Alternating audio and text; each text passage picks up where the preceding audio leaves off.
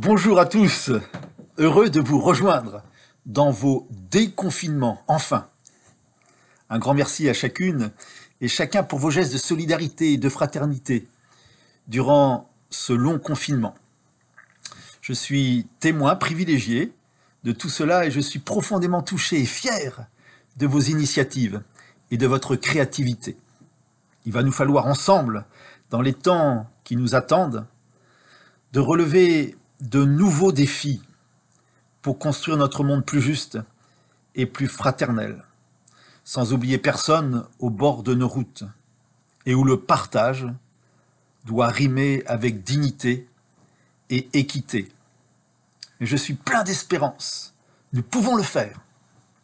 Nous avons besoin pour cela du feu de l'esprit. En ce week-end de la Pentecôte, ça tombe bien. Qu'est-ce que vous avez à regarder? Le ciel. Entendions-nous à l'Ascension. Jésus, il n'est pas là-haut.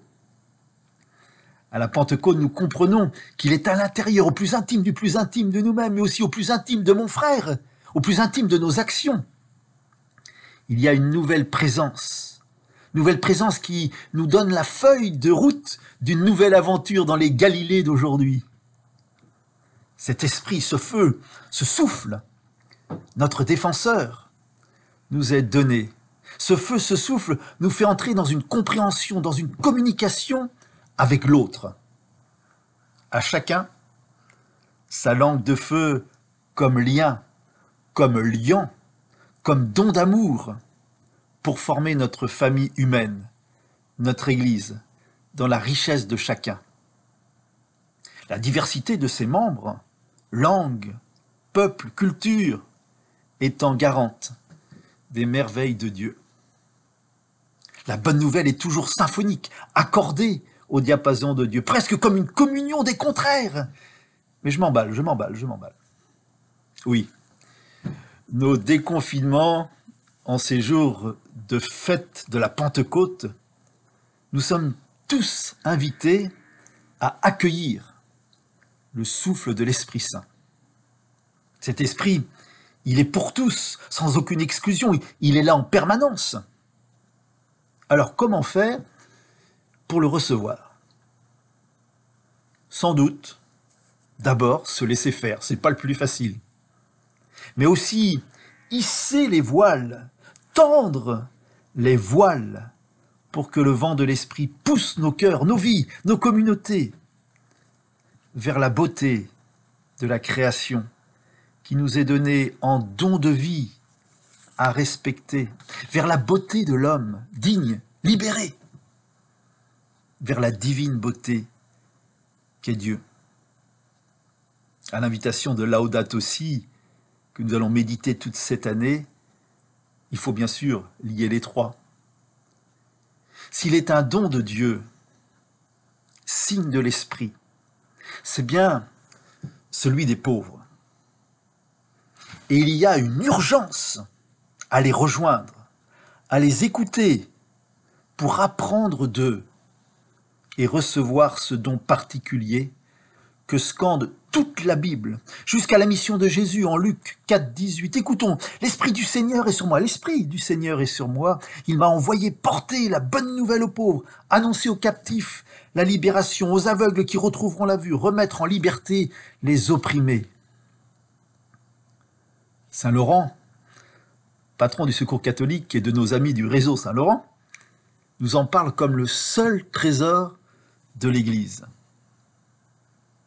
Saint Oscar Romero dit ceci, « Cette rencontre avec les pauvres nous a fait retrouver la vérité fondamentale de l'Évangile par laquelle la parole de Dieu nous pousse incessamment à la conversion. Le monde des pauvres nous enseigne la libération qui arrivera, lorsqu'ils seront eux-mêmes les acteurs et les protagonistes de leur lutte et de leur libération, et qu'ils démasqueront ainsi la racine ultime des faux paternalismes, y compris dans l'Église. » Saint Oscar Romero, parole forte et prophétique qui bouscule toujours. Viens, Esprit Saint, pour que l'Église les mette au centre de son cheminement, rayonnant ainsi de la charité à partir d'eux. C'est une de ces vocations qu'on appelle la diaconie. C'est le temps, je pense aujourd'hui, d'aller à fond dans cette dimension de la diaconie. Viens Esprit Saint pour que notre société parte des plus fatigués, des plus oubliés dans cet après-confinement. C'est l'enjeu d'une vraie justice et fraternité citoyenne. La crise sociale est devant nous, nous avons des défis à relever. Reprenons la prière du Sapel, de la pierre d'angle, des sœurs de la bonne nouvelle. Il nous aide à vivre une belle neuvaine à l'Esprit. Esprit Saint, toi, le Père des pauvres, fais naître en nous un désir toujours plus grand de rejoindre les plus fatigués. Augmente en nous la soif de nous écouter les uns les autres, pauvres et riches, en commençant par les plus oubliés. Donne-nous d'apprendre toujours du plus pauvre avec lui. Nous pourrons inventer de nouvelles manières de vivre ensemble, en Église, en humanité.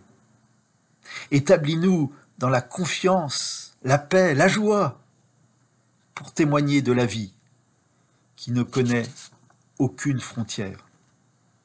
Oui, hissons les voiles et laissons-nous convertir par l'Esprit ce Père des pauvres, comme le nomme une hymne du XIIe siècle, Veni Sancte Spiritus.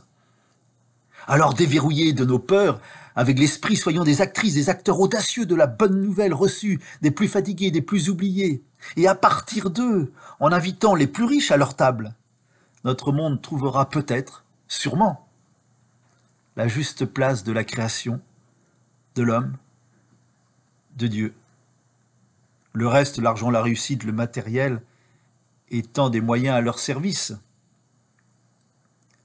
Encore merci d'être vous-même, de manière unique et indispensable, des serviteurs audacieux et têtus de fraternité. Prenez soin de vous, de vos familles, de vos voisins les plus fragiles, et puis à la semaine prochaine, où nous aurons, attention, un invité de marque, Louis, qui élargira notre regard jusqu'au Brésil et plus encore, afin que nous prenions soin aussi des plus lointains qui souffrent. Bonne Pentecôte à tous!